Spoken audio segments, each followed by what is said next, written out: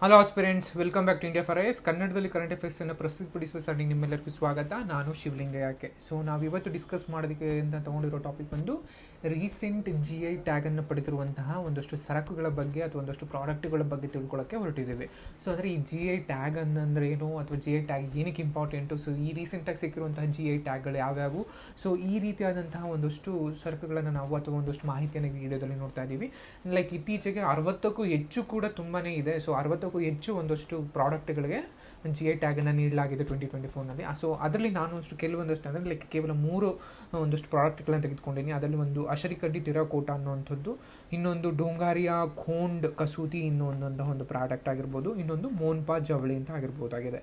So ಈ 3 like ಪ್ರಾಡಕ್ಟ್ಗಳ ಬಗ್ಗೆ ಈ ವಿಡಿಯೋದಲ್ಲಿ ಕಾಂಟೆಕ್ಸ್ಟ್ ಅಥವಾ ಲೈಕ್ ನ್ಯೂಸಲ್ಲಿ ನೀವು ಏನಕ್ಕಿತ್ತು ಅಂತ ನೋಡೋದಾದ್ರೆ, ಇತ್ತೀಚೆಗೆ ನಿಮಗೆಲ್ಲ ಗೊತ್ತಿದ್ದಂಗೆ ಅರುಣಾಚಲದ ಪ್ರದೇಶದಿಂದ ಒಟ್ಟಾರೆ ಇದೊಂದೇ ವರ್ಷದಲ್ಲಿ 12ಕ್ಕೂ ಹೆಚ್ಚು ಒಂದು ವಿಶಿಷ್ಟವಾದಂತಹ ಸರಕುಗಳಿಗೆ ಅಥವಾ ಒಂದಷ್ಟು ಪ್ರಾಡಕ್ಟ್ಗಳಿಗೆ GI ಟ್ಯಾಗ್ನ ಕೊಡಲಾಗಿದೆ. ಅದ್ರ ಜೊತೆಗೆ ನಮಗೆಲ್ಲ ಗೊತ್ತಿದ್ದಂಗೆ ಕಪ್ಪಟಗುಂಡ ಅಂತ ಕರಿತೀವಿ, ಅದು ಕಪಟಗುಂಡ ಅಥವಾ ಕಪಟಗಂಡ ಅಂತ ಕರಿತೀವಿ, ಅಥವಾ ಶಾಲ್ ಅಂತ ಏನಿರುತ್ತೆ. ಸೊ ಇದನ್ನು ಯೂಶಲಿ ನಾವು ಡುಂಗಾರಿಯಾ ಖೋಂಡ್ ಕಸೂತಿ ಬಟ್ಟೆ ಅಂತಲೂ ಕೂಡ ಕರಿತೀವಿ. ಅಂದರೆ ಲೈಕ್ ಇದೊಂದು ಡುಂಗಾರಿಯಾ ಖೋಂಡ್ ಟ್ರೈಬ್ ಒಡಿಶಾದಿಂದ ಬರುವಂತಹ ಒಂದು ಪ್ರಾಡಕ್ಟ್.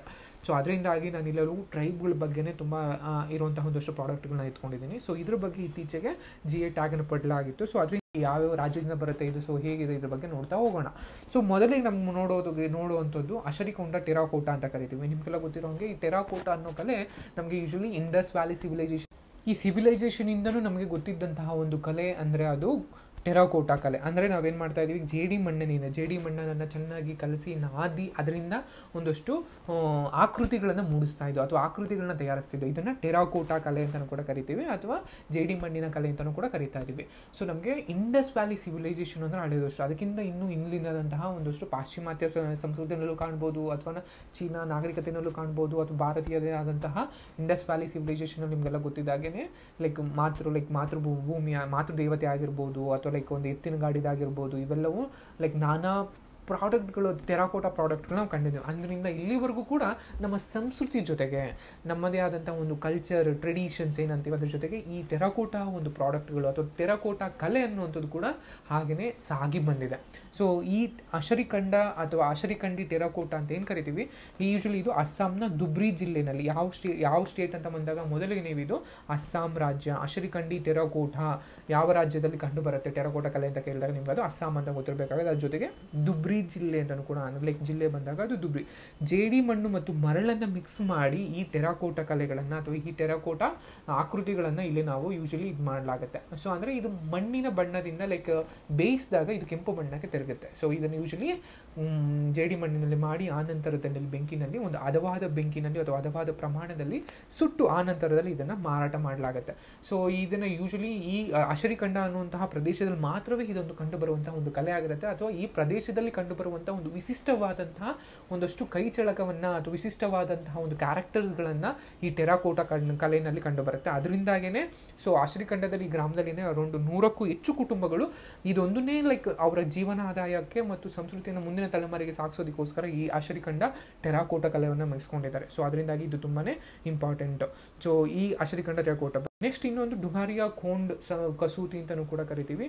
ಸೊ ಇದು ಯೂಶಲಿ ಒಡಿಶಾ ಸ್ಟೇಟಿಂದ ಬಂದಿರುವಂಥದ್ದು. ಡುಂಗಾರಿಯಾ ಖೋಂಡ್ ಕಸೂತಿ ಅಂತ ಕರಿತೀವಿ, ಅಂತ ಎಂಬ್ರಾಯ್ಡ್ರಿ ಅಂತ ಏನು ಕರಿತೀವಿ. ಯೂಶಲಿ ನಮ್ಗೆ ಇದು ಬಂದಿದ್ದು, ಸೊ ಇದು ನಮಗೆ ಒಡಿಶಾ ಸ್ಟೇಟಲ್ಲಿಂದ ಬಂದಿರುವಂಥದ್ದು. ಈ ಒಡಿಶಾ ಸ್ಟೇಟ್ ಇದನ್ನು ಯೂಶಲಿ ನಮಗೆ ಲೈಕ್ ಕಪಟಗಂಡ ಶಾಲ್ ಅಂತಲೂ ಕೂಡ ಕರೀತಾರೆ. ಆ ರೀತಿ ಕರೆದು ಕೂಡ ನಿಮಗೆ ಗೊತ್ತಿರಬೇಕಾಗುತ್ತೆ. ಅದ್ರ ಜೊತೆಗೆ ಇದೊಂದು PVGT ಟ್ರೈಬ್ ಇರುತ್ತೆ. ಯಾವುದು ಖೋಂಡ್ ಟ್ರೈಬ್, ಡುಂಗಾರಿಯಾ ಖೋಂಡ್ ಟ್ರೈಬ್ ಅಂತ ಕರಿತೀವಿ. ಸೊ ಆ ಟ್ರೈಬ್ ಒಂದು PVGT ಅಂದರೆ ನಿರ್ದಿಷ್ಟ ಪ್ರಬಲ ದುರ್ಬಲ ಬಡಕಟ್ಟು ಗುಂಪು ಅಂತ ಏನು ಕರಿತೀವಿ. ಸೊ ಈ ಲೈಕ್ PVGT ಟ್ರೈಬ್ ಇದೆಯಲ್ಲ, ಸೊ ಈ ಟ್ರೈಬಿಂದ ಆ ಟ್ರೈಬ್ ಅವರು ಒಂದು ನೇಯುವ ಅಂದರೆ ಅಥವಾ ನೂಲುವಂತಹ ಒಂದು ಶಾಲ್ ಆಗಿರುತ್ತೆ. ಈ ಶಾಲೆಗೆ ಇತ್ತೀಚೆಗೆ GI ಟ್ಯಾಗ್ನ ಪಡಲಾಗಿದೆ. ಇದು ಒಡಿಶಾ ಸ್ಟೇಟಿಂದ ಬಂದಿರುವಂಥದ್ದು. ಒಡಿಶಾದ ದಕ್ಷಿಣ ಭಾಗದಲ್ಲಿರುವಂತಹ ರಾಯಗಢ ಮತ್ತು ಕಲಹಂಡಿ ಅನ್ನುವಂತಹ ಜಿಲ್ಲೆಗಳಲ್ಲಿ ಅಥವಾ ಪ್ರದೇಶದಲ್ಲಿ ಈ ಡುಗಾರಿಯಾ ಖೋಂಡ್ ಅನ್ನುವಂತಹ ಒಂದು ಟ್ರೈಬ್ ಕಂಡು ಬರುತ್ತೆ. ಈ ಟ್ರೈಬ್ ಅವರ ಸಂಸ್ಕೃತಿಯ ಒಂದು ಪ್ರಧಾನವಾಗಿ ಅಥವಾ ಅವರು ಅದನ್ನು ಹೊಂದಿಕೊಳ್ಳೋದಕ್ಕೆ ಅಥವಾ ನಾನಾ ಕಾರ್ಯಗಳಿಗೆ ಬಳಸಲಿಕ್ಕೆ ಈ ಶಾಲನ್ನು ಬಳಸ್ತಾ ಇರ್ತಾರೆ. ಈ ಶಾಲೆಗೆ ಇತ್ತೀಚೆಗೆ ಅದರದೇ ಅಂತ ಒಂದು ವಿಶಿಷ್ಟ ಅಂಶಗಳನ್ನು ಗಮನಿಸಿ ಇದು ಮುಂದಿನ ತಲೆಮಾರಿಗೂ ಹೋಗಬೇಕು ಅಂಡ್ ಇದನ್ನು ಯಾವುದೇ ರೀತಿಯಾದ ನಕಲುಗಳನ್ನು ಮಾಡಬಾರ್ದು ಅಂತ ಇದು ಮಾಡೋದಕ್ಕೋಸ್ಕರ ಈ ಡೊಂಗಾರಿಯಾ ಖೋಂಡ್ ಕಸೂತಿಯನ್ನು GI ಟ್ಯಾಗ್ಲಿಗೆ ಇದು ಮಾಡಲಾಗಿದೆ.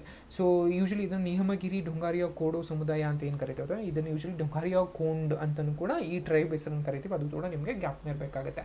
ಸೊ ಅದ್ರ ಜೊತೆಗೆ ಈ ಬಟ್ಟೆಯನ್ನು ನೇಯೋದಿಕ್ಕೆ ಅಥವಾ ಶಾಲನ್ನು ನೇಯೋದಿಕ್ಕೆ ಪ್ರಾಥಮಿಕವಾಗಿ ಅಥವಾ ಪ್ರೈಮರಿಯಾಗಿ 3 ತರಹದ ಬಟ್ಟೆಗಳನ್ನು 3 ತರಹದ ಕಲರ್ಗಳನ್ನು ಬಳಸಲಾಗುತ್ತೆ. ಒಂದು ಹಸಿರು, ಹಳದಿ ಮತ್ತು ಕೆಂಪು. ಹಸಿರನ್ನು ಏನಕ್ಕೆ ಜಾಸ್ತಿ ಬಳಸ್ತಾರೆ ಅಂದರೆ ಇವರು ಫಲವತ್ತಾದಂತಹ ಒಂದು ಪರ್ವತ ಆಗಿರ್ಬೋದು, ಬೆಟ್ಟ, ಇದನ್ನು ಸಂಕೇತವಾಗಿ ಬಳಸಲಾಗುತ್ತೆ. ಇನ್ನು ಹಳದಿಯನ್ನು ಬಂದು ಶಾಂತಿ, ನಗು, ಒಗ್ಗಟ್ಟು, ಆರೋಗ್ಯ, ಸಂತೋಷ ಇದನ್ನು ಸೂಚನೆ ಮಾಡೋದಕ್ಕಾಗಿ ಬಳಸಲಾಗುತ್ತೆ. ಇನ್ನು ಕೆಂಪು ಬಣ್ಣವನ್ನು ರಕ್ತ ಮತ್ತು ಶಕ್ತಿಯ ಸಂಕೇತ ಅಥವಾ ಶಕ್ತಿ, ಸೇಡು ಇದರ ಸಂಕೇತವಾಗಿ ಈ ಕೆಂಪು, ಹಳದಿ, ಹಸಿರು ಈ 3 ಬಣ್ಣವನ್ನು ಬಳಸಿ ಪ್ರಾಥಮಿಕವಾಗಿ ಈ 3 ಬಣ್ಣಗಳನ್ನು ಬಳಸಿ ಈ ಶಾಲನ್ನು ನೇಯಲಾಗುತ್ತೆ. ಸೊ ಅದರಿಂದಾಗಿ ಇದು ಕೂಡ ತುಂಬಾ ಇಂಪಾರ್ಟೆಂಟು. ನೆಕ್ಸ್ಟ್ ಪ್ರಾಡಕ್ಟ್ಗೆ ಮೊನ್ಪಾ ಟೆಕ್ಸ್ಟೈಲ್ ಅಂತ ಕರಿತೇವೆ ಅಥವಾ ಮೊನ್ಪಾ ಜವಳಿ ಅಂತ ಕರಿತೇವೆ. ಇದು ಯೂಶಲಿ ಅರುಣಾಚಲ ಪ್ರದೇಶದಲ್ಲಿ ಭಾರತದ ಈಶಾನ್ಯ ಭಾಗಗಳಲ್ಲಿ ಕಂಡುಬರುವಂತಹ ಒಂದು ಅರುಣಾಚಲ ಪ್ರದೇಶದಲ್ಲಿ ನಮಗೆ ಈ ಕಂಡುಬರುವಂತಹ GI ಪ್ರಾಡಕ್ಟ್. ಇತ್ತೀಚೆಗೆ ಈ ಪ್ರಾಡಕ್ಟ್ಗೂ ಕೂಡ ನಮಗೆ GI ಟ್ಯಾಗ್ನ ಕೊಡಲಾಗಿದೆ. ಸೊ ಈ GI ಟ್ಯಾಗ್ ಈ ಪ್ರಾಡಕ್ಟ್ ಜೊತೆಗೆ ನಮಗೆ ಮೋನ್ಪಾ ಅನ್ನೋಂತಹ ಒಂದು ಟ್ರೈಬ್ ಕೂಡ ನಮಗೆ ತುಂಬಾ ಇಂಪಾರ್ಟೆಂಟು. ಈ ಮೋನ್ಪಾ ಟ್ರೈಬ್ ಏನಿದೆ ಇದು ಇಂಡೋ ಬರ್ಮನ್ ಜನಾಂಗೀಯ ಗುಂಪಿಗೆ ಸೇರುತ್ತೆ. ಇದು ಆರ್ಯನ್ ಅಲ್ಲ ಅಥವಾ ದ್ರವಿಡಿಯನ್ ಅಲ್ಲ ಅಥವಾ ಈ ರೀತಿ ಅಲ್ಲದೆ ಇದು ಇಂಡೋ ಬರ್ಮನ್ ಜನಾಂಗೀಯ ರೇಸ್ ಅಂತ ಏನು ಕರಿತೀವಿ ಆ ರೇಸಿಗೆ ಸೇರಿದಂತ ಇರೋದು. ಸೊ ಈ ಟ್ರೈಬ್ ಬೇಸಿಕಲಿ ಬಂದು ಬೌದ್ಧಿಷ್ಟ ಆಗಿರ್ತಾರೆ, ಬೌದ್ಧ ಧರ್ಮವನ್ನು ಅನುಸರಿಸುವಂತಹ ಅನುಯಾಯಿಗಳಾಗಿರ್ತಾರೆ. ಸೊ ಈ ಮೋನ್ಪಾ ಟೆಕ್ಸ್ಟೈಲ್ ಏನಿರುತ್ತೆ ಇದು ಇವರಿಗೆ ಸಾಂಪ್ರದಾಯಿಕವಾದಂತಹ ಉಡುಪು, ಅಂದರೆ ಇದನ್ನು ಪ್ರತಿಷ್ಠೆಯ ಅಥವಾ ಒಂದು ಟ್ರೈಬ್ ಒಂದು ಬುಡಕಟ್ಟಿನ ಮೂಲಭೂತ ಬಟ್ಟೆಯಾಗಿ ಮೂಲಭೂತ ಅಲಂಕಾರಿಕ ಬಟ್ಟೆಯಾಗಿ ಈ ಮೋನ್ಪಾ ಜವಳಿಯನ್ನು ಅಥವಾ ಮೋನ್ಪಾ ಟೆಕ್ಸ್ಟೈಲನ್ನು ಬಳಸಲಾಗುತ್ತೆ. ಈ ಟೆಕ್ಸ್ಟೈಲ್ ಏನಿರುತ್ತೆ ಈ ಬಟ್ಟೆಗಳೇನಿರುತ್ತೆ ಇವನ್ನ ಯೂಶಲಿ ಕೈಯಿಂದ ನೂಲಾಗುತ್ತೆ ಅಥವಾ ಕೈಯಿಂದ ಬಣ್ಣ ಹಚ್ಚಿದಂತಹ ಒಂದು ಕೆಂಪು ನೂಲನ್ನು ಬಳಸಿ ಪ್ರಾಥಮಿಕವಾಗಿ ಇದನ್ನು ಕೆಂಪು ಬಣ್ಣವನ್ನು ಬಳಸಿ ಅಥವಾ ಕೆಂಪು ಬಣ್ಣದ ನೂಲನ್ನು ಬಳಸಿ ಮೋನ್ಪಾ ಜವಳಿಯನ್ನು ಅಥವಾ ಮೋನ್ಪಾ ಟೆಕ್ಸ್ಟೈಲನ್ನು ನೇಯಲಾಗುತ್ತೆ. ಆ್ಯಂಡ್ ಇದಕ್ಕೆ ನೈಸರ್ಗಿಕವಾಗಿ ಬಣ್ಣವನ್ನು ಬಳಸಲಾಗುತ್ತೆ. ಯಾವುದೇ ರೀತಿಯಾದಂಥ ಕೆಮಿಕಲ್ನ ಬಳಸ್ತಲೇ ಇದಕ್ಕೆ ನೈಸರ್ಗಿಕವಾಗಿ ಸಿಗುವಂತಹ ಅರುಣಾಚಲ ಪ್ರದೇಶದಲ್ಲಿ ಅಲ್ಲೇ ಬೆಟ್ಟಗುಡ್ಡಗಳಲ್ಲಿ ಸಿಗುವಂತಹ ಒಂದು ನೈಸರ್ಗಿಕವಾಗಿ ಸಿಗುವಂತಹ ಕಲ್ಲರ್ಗಳನ್ನು ನೈಸರ್ಗಿಕವಾಗಿ ಸಿಗುವಂಥ ಪದಾರ್ಥಗಳನ್ನು ಬಳಸಿಕೊಂಡು ಈ ಶಾಲನ್ನು ನೇಯಲಾಗಿರುತ್ತೆ. ಆ್ಯಂಡ್ ಈ ಶಾಲ್ ಮೇಲೆ ಯೂಶಲಿ ನಾನಾ ಆಕೃತಿ ಅಂದರೆ ಪರಿಸರಕ್ಕೆ ಸಂಬಂಧಪಟ್ಟಂತಹ ಕುದುರೆ ಆಗಿರ್ಬೋದು, ಯಾಕಾಗಿರ್ಬೋದು, ಸೂರ್ಯದೇವ ಆಗಿರ್ಬೋದು, ಪರ್ವತಗಳಾಗಿರ್ಬೋದು, ಅದು ಕುದುರೆಗಳನ್ನ ಓಡಿಸ್ತಾ ಇರುವಂಥ ಸವಾರರಾಗಿರ್ಬೋದು, ಅಂದು ಪರಿಸರವಾಗಿ ಇರುವಂತಹ ಕೆಲವು ಜಾಮೆಟ್ರಿಕಲ್ ಆಕಾರಗಳಾಗಿರ್ಬೋದು ಇದೆಲ್ಲವನ್ನು ಮೋಟಿಫ್ ಅಂತ ಕರಿತೀವಿ. ಇದೆಲ್ಲವನ್ನು ಇವನ್ನ ಆಕಾರಗಳನ್ನ ಒಂದು ತಲೆನಲ್ಲಿ ಇಟ್ಕೊಂಡು ಒಂದಷ್ಟು ಈ ಬಟ್ಟೆ ಮೇಲೆ ನೇಯಲಾಗಿರುತ್ತೆ. ಅಂದರೆ ಸಿಂಬಾಲಿಕ್ ಆಗಿ ಈ ಬಟ್ಟೆಗಳನ್ನ ನೇಯ್ತಾರೆ.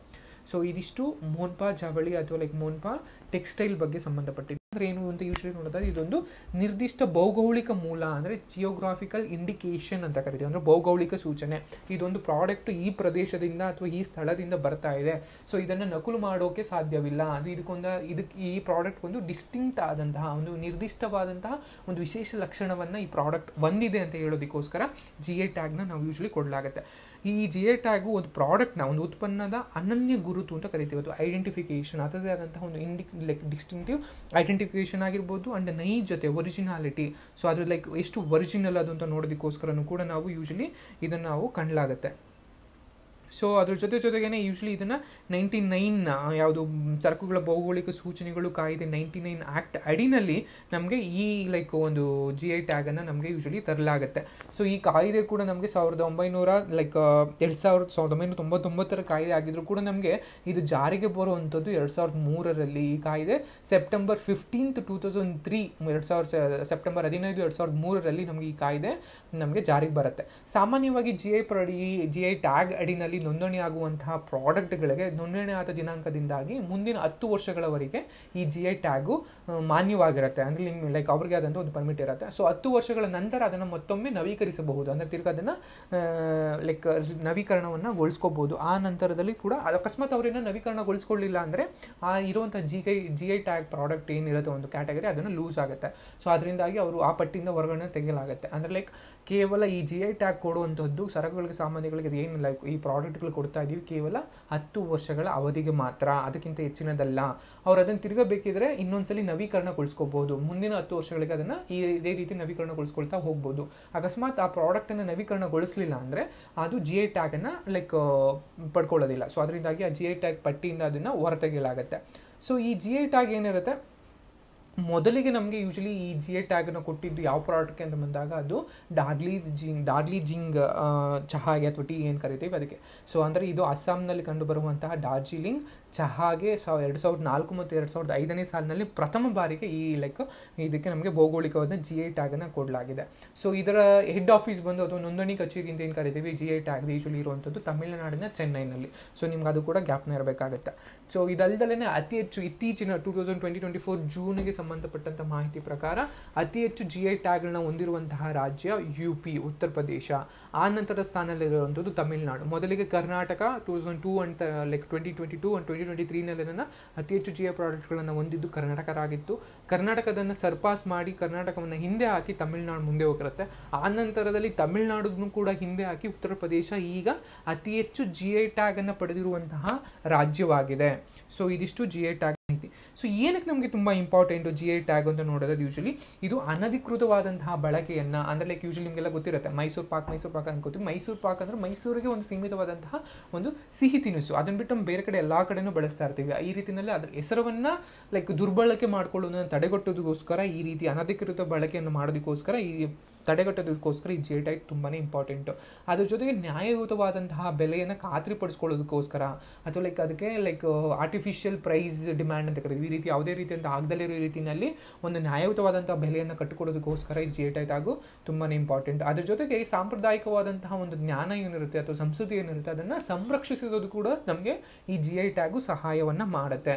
ಅದ್ರ ಜೊತೆಗೆ ಇದು ನಿರ್ದಿಷ್ಟ ಒಂದು ಪ್ರದೇಶಕ್ಕೆ ಸಂಬಂಧಿಸಿದಂತಹ ಉತ್ಪನ್ನಗಳನ್ನು ಅದರ ಹೆಸರುಗಳಾಗಿರ್ಬೋದು ಸೂಚನೆಗಳಾಗಿರ್ಬೋದು ಇವನ್ನೆಲ್ಲವನ್ನು ರಕ್ಷಿಸಿ ಅದನ್ನು ಭವಿಷ್ಯದ ಪೀಳಿಗೆಗೆ ಈ ಪ್ರಾಡಕ್ಟ್ಗಳು ಯಾವುದೇ ರೀತಿ ಕಳೆದೋಗ್ದಲೇ ನಷ್ಟ ಆಗದಲೇ ರೀತಿಯಲ್ಲಿ ಖಚಿತಪಡಿಸ್ಕೊಳ್ಳೋದಕ್ಕೆ ಕೂಡ ನಮಗೆ ಸಹಾಯ ಮಾಡುತ್ತೆ. ಅಂದರೆ ಎಷ್ಟೋ ಪ್ರಾಡಕ್ಟ್ಗಳು, ಎಷ್ಟೋ ಟೇಸ್ಟ್ಗಳು, ಎಷ್ಟೋ ಡಿಶಸ್ಗಳು, ಎಷ್ಟೋ ನಮ್ಮದೇ ಆದಂಥ ಒಂದು ಟೆಕ್ಸ್ಟೈಲ್ ಜವಳಿಗಳು ಇವೆಲ್ಲವೂ ಕೂಡ ಕಲೆಗಳೆಲ್ಲವೂ ಕೂಡ ನಶಿಸಿ ಹೋಗ್ತಾ ಇದೆ. ಏಕೆಂದರೆ ಅದನ್ನು ಮುಂದಿನ ತಲೆಮಾರು ಯಾರ್ಯಾರು ಇದನ್ನು ಅದನ್ನು ಫಾಲೋ ಮಾಡ್ತಾ ಇಲ್ಲ, ಅದನ್ನು ಯಾರು ಅಭ್ಯಾಸ ಮಾಡ್ತಿಲ್ಲ. ಆ ರೀತಿಯಿಂದಾಗಿ ಸೊ ಇದನ್ನು ಈ ರೀತಿ ಜಿ ಐ ಟ್ಯಾಗ್ ಕೊಡೋದ್ರಿಂದಾಗಿ ಅವ್ರಿಗೆ ಒಂದು ಮಾರ್ಕೆಟನ್ನು ಕೊಡ್ತಾ ಇದ್ದೀವಿ. ಸೊ ಅದಕ್ಕೆ ಅವ್ರಿಗೊಂದು ಒಂದು ಪ್ರೊಡಕ್ಷನ್ ಕೊಡ್ತೀವಿ, ಒಂದು ಡಿಮ್ಯಾಂಡ್ ಕೊಡ್ತೀವಿ. ಡಿಮ್ಯಾಂಡ್ ಕೊಟ್ಟಾಗ ಆಟೋಮೆಟಿಕಲಿ ಸಪ್ಲೈಗೆ ಒಂದಷ್ಟು ಬೇಡಿಕೆ ಬರುತ್ತೆ.